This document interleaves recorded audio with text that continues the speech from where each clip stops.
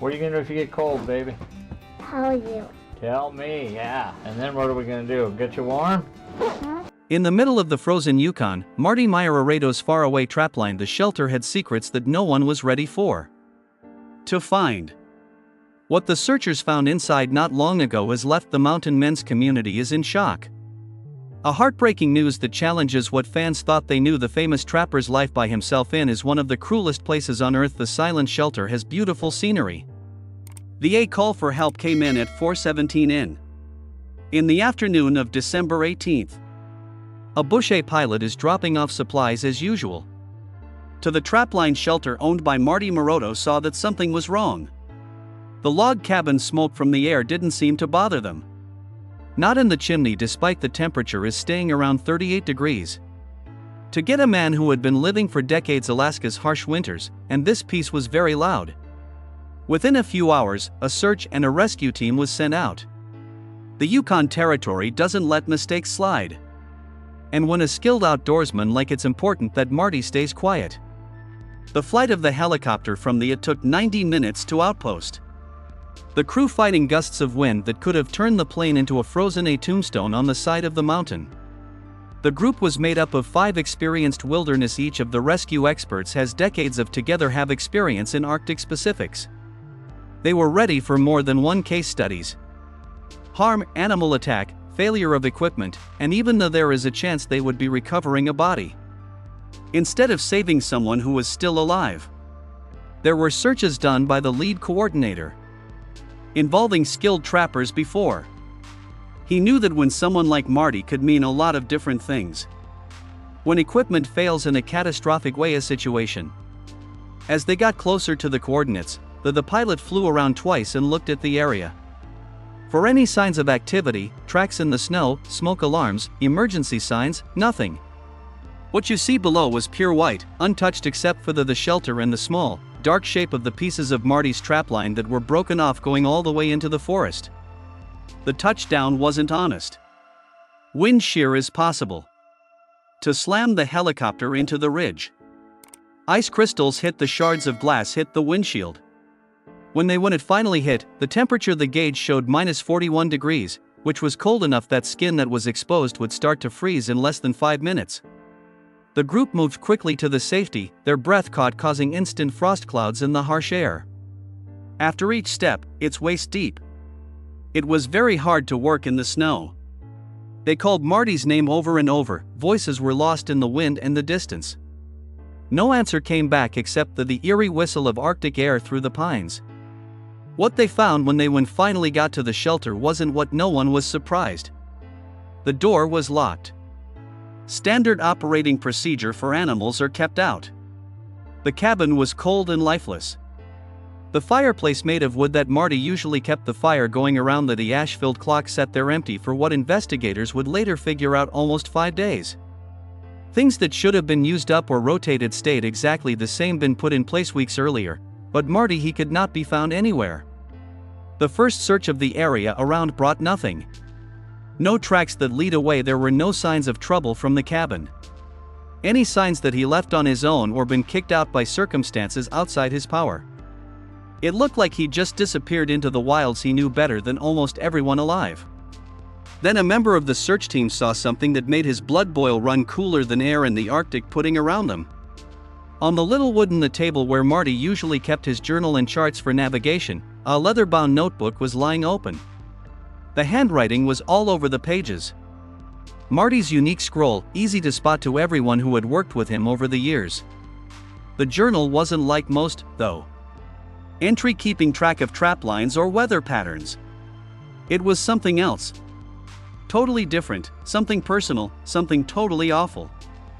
The leader of the team chose to keep the scene and call the police before moving on.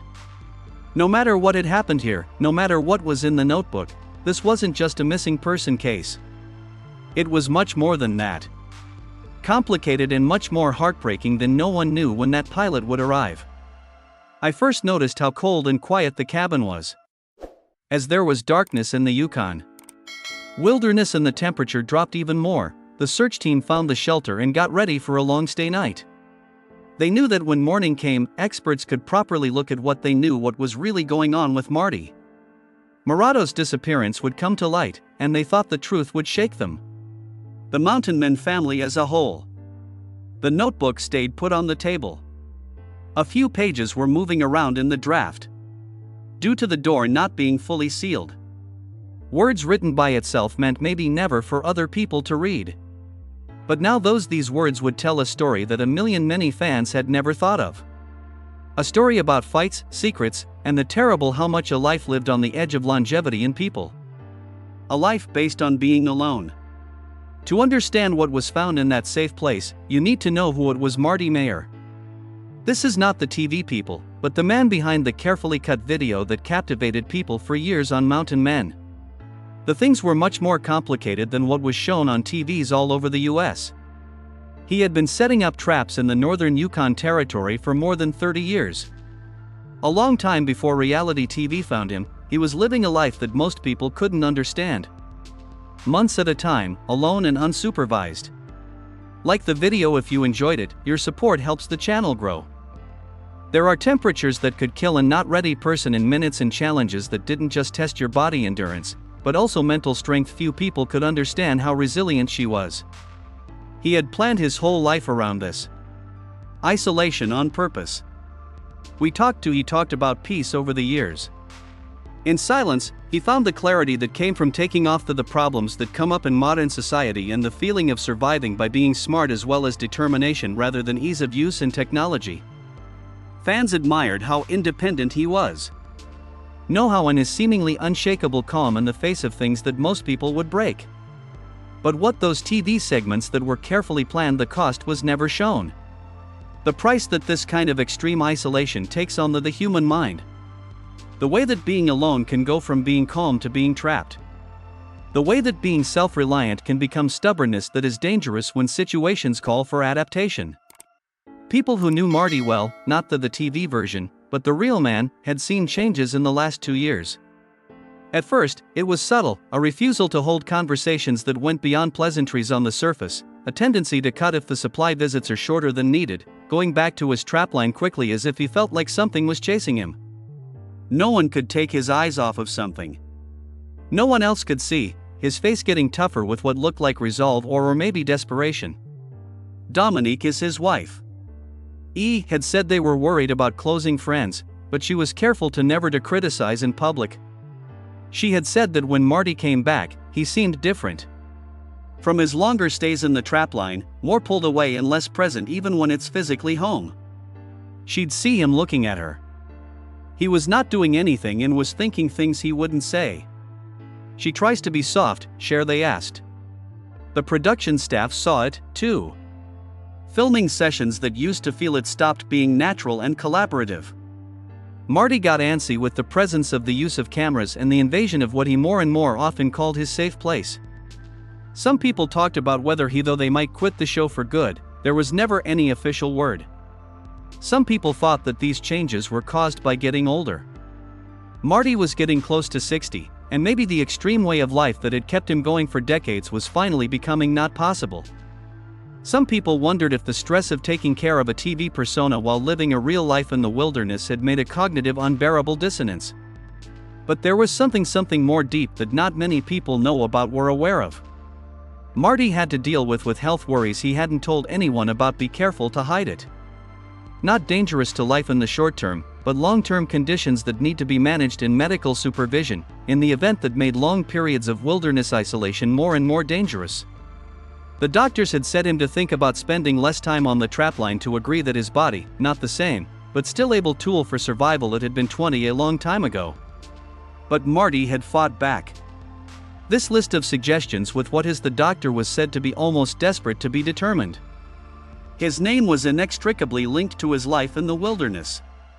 His name was Marty Meierotto, the famous trapper and survivor, master of one of the worst places on earth, places to live.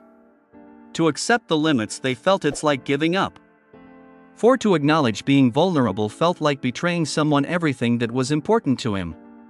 So he kept going season after season. He was pushing himself to stay longer, like they were trying to prove something to himself, or maybe to a group of people that didn't know they were looking at a man he was fighting against his own death. The people who knew him best learned the pattern. They had seen it.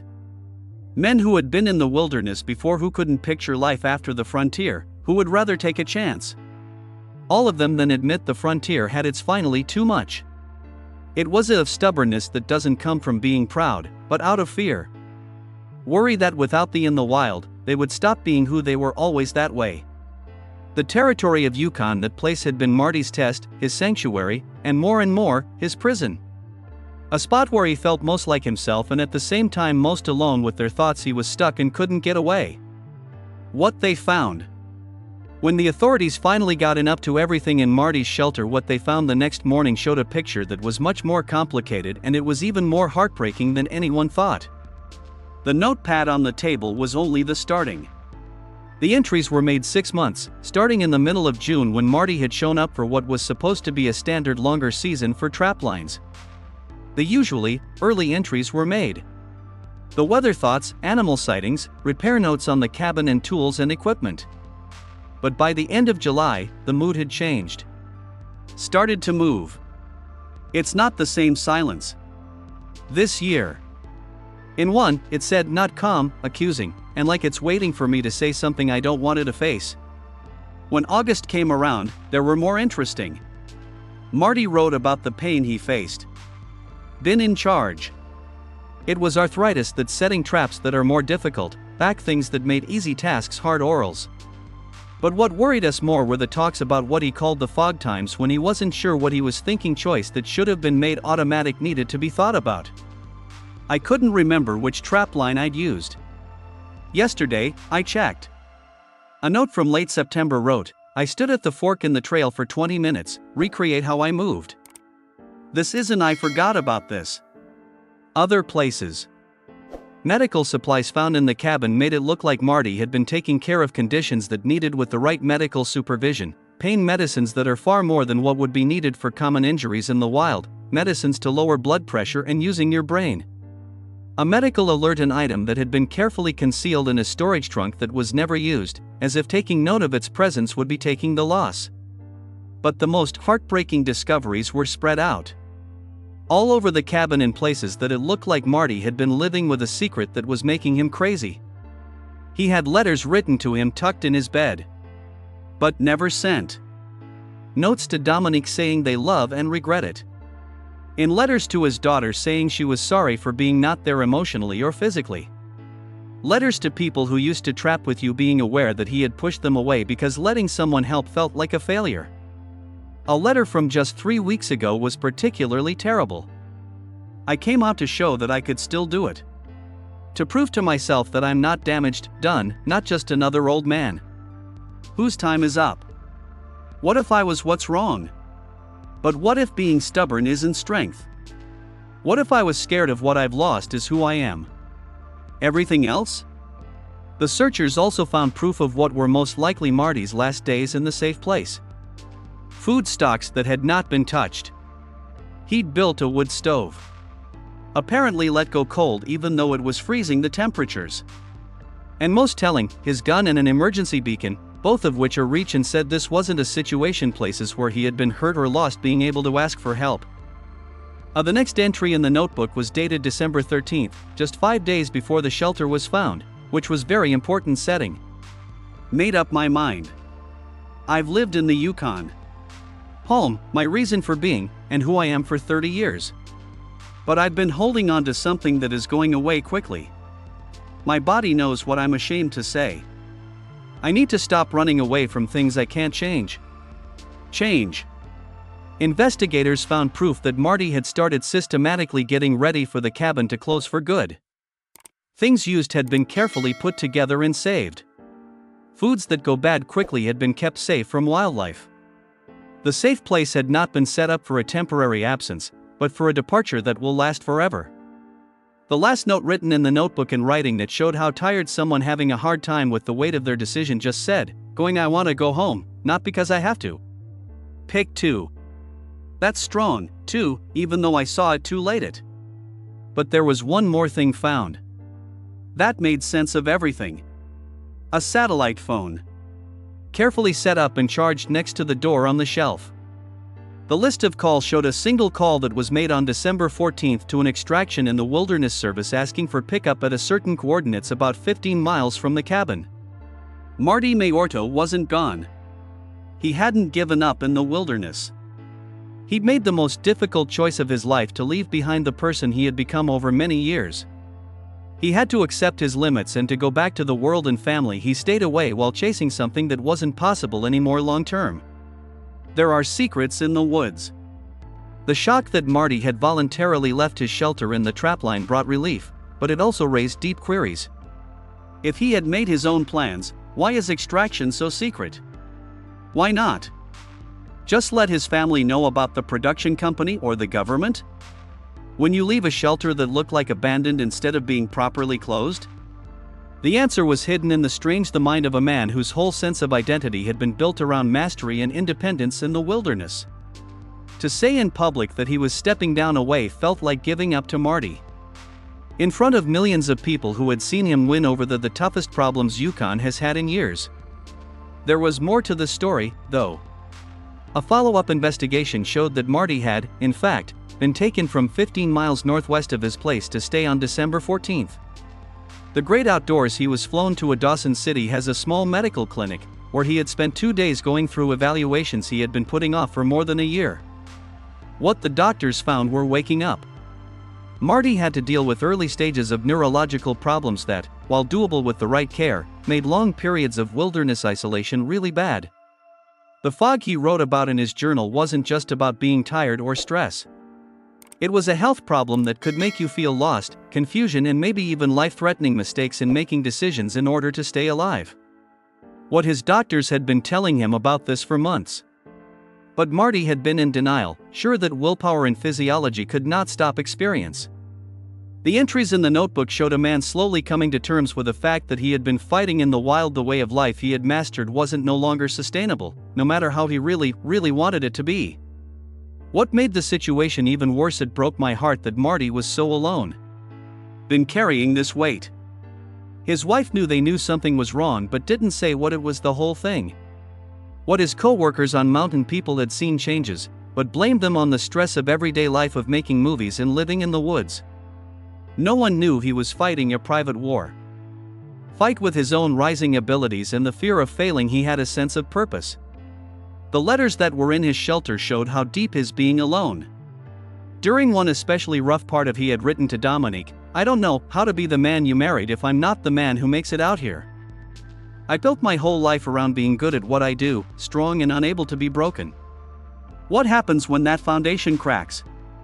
This worry of losing one's identity or becoming unimportant, of being looked down on, had driven him to keep pushing harder and harder, putting up dangerous lines. Every season on the trapline was no longer just about traps, but about showing someone something. Himself and a group of people he imagined watched him do everything with judgment. When the production company was called, investigators, it was agreed that there were talks with Marty about spending less time in the wilderness, but they said it was a creative choice, not important for health, trying to keep his honor. While you talk to him, they have their own worries about liability and his health. After the fact, they wondered if there had been direct intervention, this trouble. But people who knew Marty well knew that it wouldn't have worked to step in. He were needed to make this choice himself. Had to retire because of work, it would have been like being sentenced to death. Making the choice to leave, even if the choice was made after months of internal struggle and things getting worse, his ability to keep some sense of company. The pilot of the extraction service who had picked Marty up gave more information.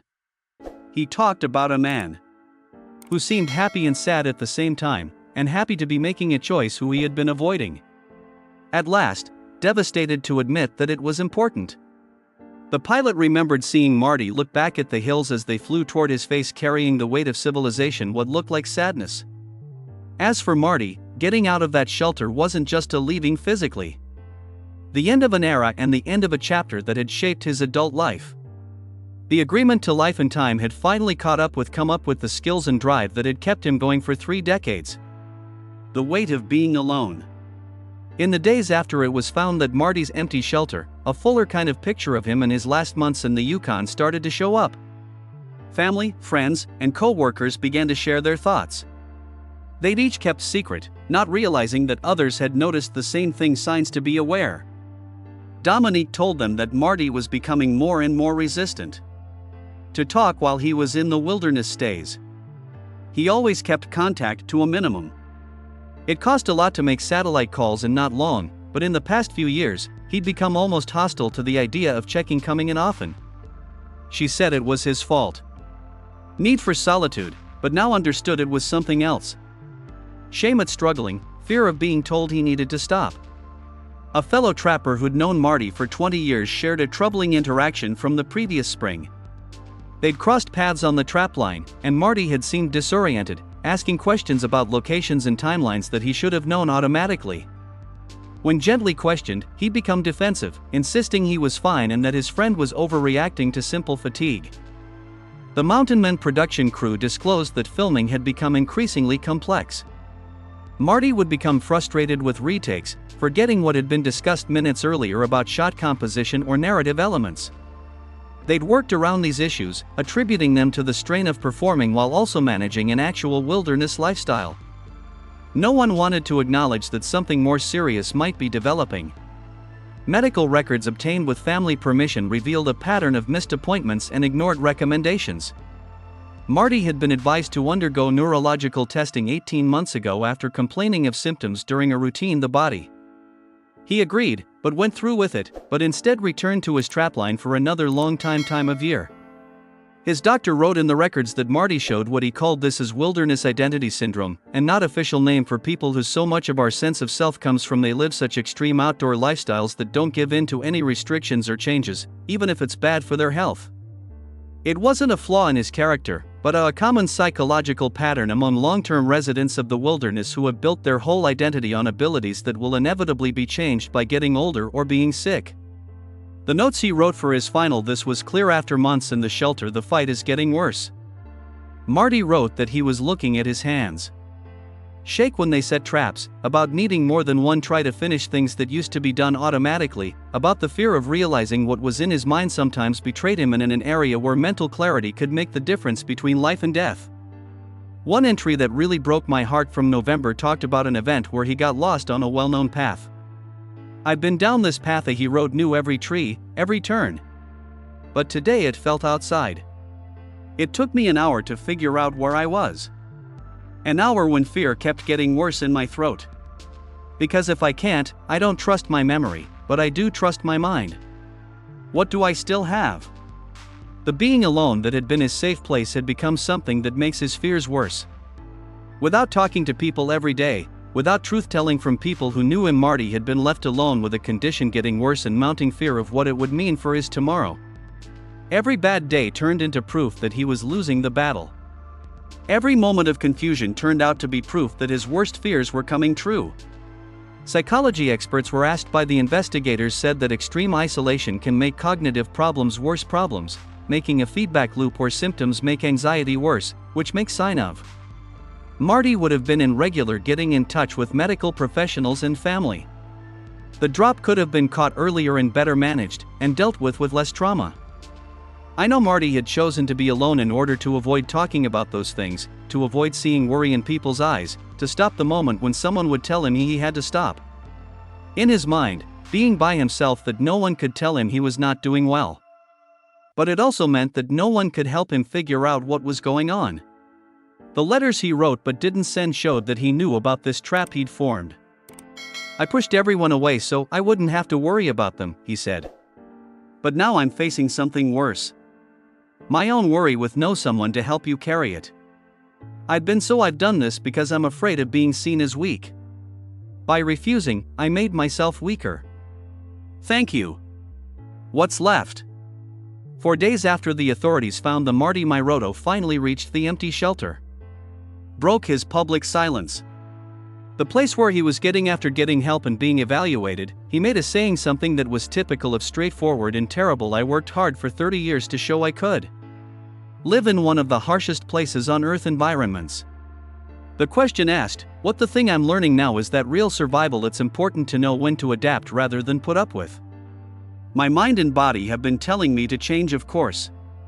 I'm finally paying attention." He admitted that his health had been bad. been taken care of and the medical advice he had ignored. He said that being proud and he stayed on the trapline out of fear. It was too long to be safe. He said that. Thank you to the search team that been worried about his disappearance, even though he left on his own. It may be most important, though, that he spoke to the people who had watched his long trip through the wilderness. Sure, people admired how independent I was and you're strong, but I want you to understand that real strength isn't just about durable. Seeing is also part of it. Set limits and make tough decisions. Please, it's clear from my story that loss of direction isn't failure. It's smart. The company that makes Mountain Men movies released its own statement, which said help with Marty's choice in being aware that it should have been more proactive about taking care of his health worries.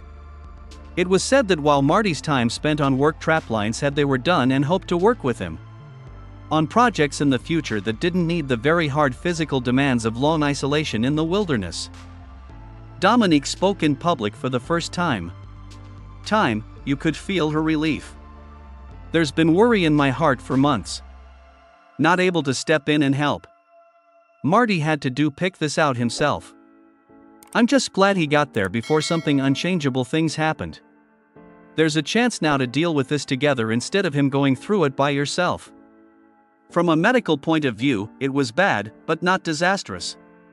With the right care, medicine, and Marty could make changes to his lifestyle, keep up your quality of life for many years. The key was regular checking and staying away from situations where people have cognitive lapses could get dangerous, which meant that long periods of wilderness isolation were no longer possible. For someone whose whole adult identity had been formed around being very independent and remote in these settings, this meant a fundamentally changing things. But Marty's knowledge of the wilderness wasn't fading away. It changed things. He looked into ways to share his getting information by writing and consulting, working with environmental groups and helping out younger trappers who could learn from the many years of experience he has. The terrible thing Marty found in her shelter that he had been quietly struggling with health problems getting worse while keeping up a front of invincibility stuck with people far beyond the Mountain Men's group. It set off talks about being a man, getting older, identity and the unique problems that come with it, people whose sense of self is linked to physical abilities that will always change over time. Experts in psychology said that Marty's the experience showed a bigger cultural problem that a lot of people have in moving from one stage of life to another, especially if they know who they are is closely linked to certain skill sets or roles. The wild places each case was different, but the underlying having trouble keeping up a sense of self when circumstances call for change is almost everywhere. Help came from places you wouldn't expect. Fourths. Fellow experts on the wilderness told stories about how they dealt with limits and making things hard changeovers. Fans said they appreciated thanks for Marty's honesty, pointing out that someone they looked up to acknowledged to be vulnerable and make smart decisions in response, which was more moving than seeing him push until disaster forced the matter. The building itself, now empty and ready for choices, a memorial to its past and present, in a certain way of being brave. Not the courage to last past reason, but the courage to know when endurance turns into stubbornness. When strength means taking help instead of turning it down. As winter gets colder all over, that safe place was the Yukon Territory, not saying anything. But the story includes, written down in journals, letters and other physical proof of the struggle of man with his own death and sense of self, has become something useful. Not a story to teach us how to avoid failing, but a strong reminder that changes are it's part of being human, that sometimes, wisdom looks like going away rather than move forward, and that there's a deep strength in picking adaptation more than destruction. Yours, Marty Meierotto. Fans used to know his Western career has stopped. However, his life was hard. Moves that are challenged and keep going, moving forward in new ways. The person who mastered how to survive the Yukon's worst weather conditions is learning something right now. It's just as hard. How to get through the change from what he was to what he needs to turn into. During that trip, he's giving you something better than knowledge of the wilderness. He's also giving permission for others to face they had to make their own necessary changes. By making tough decisions with grace instead of shame. The story of Marty Meierotto goes on to unfold as he deals with this difficult situation, move forward with the same resolve that made him a legend in the wild. His being honest about struggle and limits teaches powerful lessons about who we are, how it changes and the different kinds it takes courage. What do you think? On his choice? Leave your thoughts below. Below and sign up to get updates on the journey of Marty and more tales from the mountain men we're facing their own problems.